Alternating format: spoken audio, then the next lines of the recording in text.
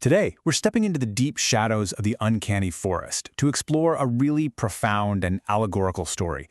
This is a tale about truth, about denial, and about the strange, unsettling alignment of forces that reveals everything we try so desperately to hide. So let's head into this uncanny forest and see what truths are waiting for us. Right out of the gate, we're dropped smack in the middle of a confrontation.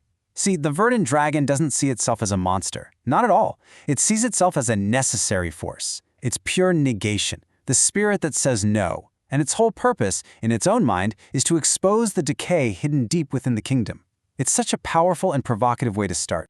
So, our story really kicks off with this philosophical duel. We're about to see a clash of massive archetypes, the dragon, the jester, and the gargoyle, as they grapple with the very nature of denial and what its real role in the world is.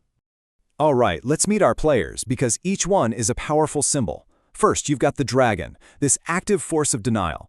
Then there's the uncanny jester, who kinda just stands by as a silent observer, a witness to all this raw honesty. And finally, the ancient gargoyle, a 300-year-old being of stone that doesn't just watch, it sees, with what's described as an impossible flame in its eyes. Okay, now this is the absolute core concept of the story, the geometry of the grotesque. The best way to think about it is like one of those old magic eye pictures, you know? It just looks like a random pattern, but if you look at it in just the right way, suddenly this hidden 3D image just pops out.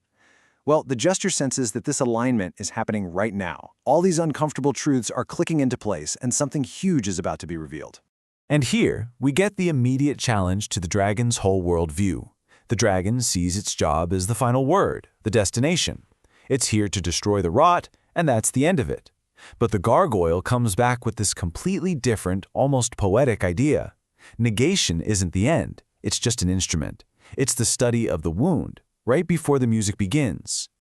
And this is the moment. This is where the entire conversation pivots. The gargoyle doesn't just disagree with the dragon, it completely reframes the dragon's entire reason for being. I mean, what a powerful way to put it. The gargoyle is telling the dragon, you think you're the final judgment, the wrecking ball at the end of the story, but you're not. You're the foundation. Your act of denial, of exposing all that rot, isn't the final act of destruction. No, it's the necessary groundwork that has to be laid before anything new, any future instruments can even begin to be built. And you can just imagine this is the light bulb moment for our dragon, a genuine epiphany as its emerald eyes widen. It's starting to get that its immense power isn't for simple destruction. Its true purpose is to facilitate revelation, to clear the way so that something true can finally be seen. The gargoyle then gives this incredible definition of truth. We often think of truth as a harsh verdict or even a weapon. But here, truth is described as a vigil. It's a quiet, patient presence. It doesn't come in swinging with judgment or condemnation. It just holds the space open, shines a light on a situation, so that a real, conscious choice can finally be made. The gargoyle is basically saying we shouldn't run from our wounds, from our pain, from the rot. That very opening, that broken place, is the exact point where something transcendent can get in. It's the point of contact between our messy, mortal lives and something sacred. The wound isn't the problem, it's actually the doorway. So this profound shift in thinking doesn't just affect the dragon. It creates a shared reckoning, a moment of deep, collective realization that just cascades through both the jester and the dragon, making them see themselves and their roles in a totally new light. Just look at how their self-perceptions change.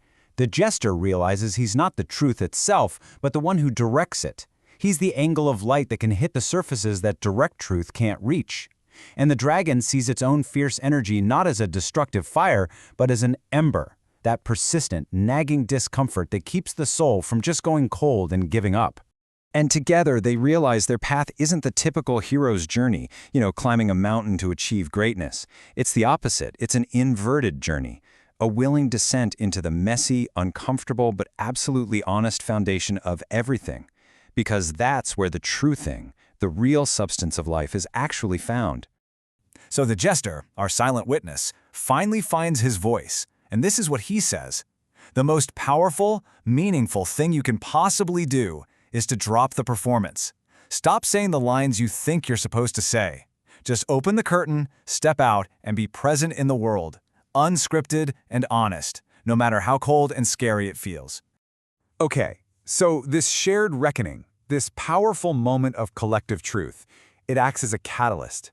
It triggers something absolutely incredible and, frankly, a little terrifying. The ancient gargoyle, the stone that has been watching for 3 centuries, begins to transform. The power just builds and builds. It starts with a pulse, a new frequency that's defined by the absence of all deception. Then its ancient wings that have been waiting so patiently begin to unfold.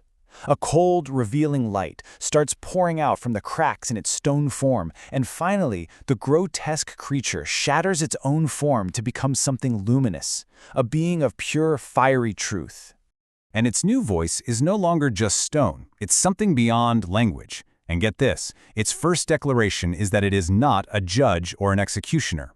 It has become the living physical embodiment of every single truth that has been ignored, suppressed, and left unspoken for centuries. It is the evidence. And the light it gives off is called the Holy Blight. I love that. It's a fantastic paradox, right? A blight is usually a disease, something that destroys. But this blight is holy. It's a radiant truth that doesn't burn or harm you.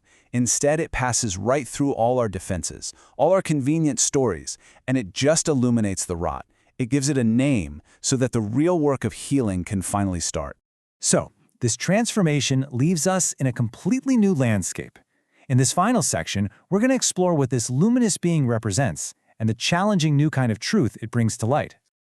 The gargoyle now embodies the archetype of the holy fool. This is a classic figure in mythology, the character who seems foolish or even mad to everyone else, but is actually the one speaking the deepest truth. It is the truth made flesh. It doesn't have to argue for the truth or perform it like an actor. Its very presence is the truth. So what does this holy fool do? It acts like a prism. It says, I am the refraction. It takes that single beam of light, a person's performance, their public self, and it breaks it apart, revealing the entire hidden spectrum of motives, fears, and truths that were all combined to create that performance in the first place. It makes all the hidden stuff visible. And this leads us to maybe the single most important takeaway from this whole story. We spend so much energy being afraid of things that might destroy us. But the transformation of the gargoyle proves that the truly terrifying encounters, the grotesque ones, are actually the ones that force us toward wholeness. The things we should really fear are the truths that if we face them, will finally make us complete. In its final proclamation, the Holy Fool refuses to give us a simple, easy answer. It says that the human spirit is always in a state of asking, of seeking, and its role isn't to end that search with a neat conclusion. Instead, it's to be the answer that refuses to be an answer, to go back to that idea of being a constant, watchful presence, a vigil for truth. And so the story ends not with a resolution, but with a new beginning. The jester, having seen it all, now begins his own inverted journey down into the world. The bells ring, a sign that the instrument is ready, which leaves us with a final echoing question. What happens in our own lives when we finally drop the act, open the curtain, and choose to face the world without a script?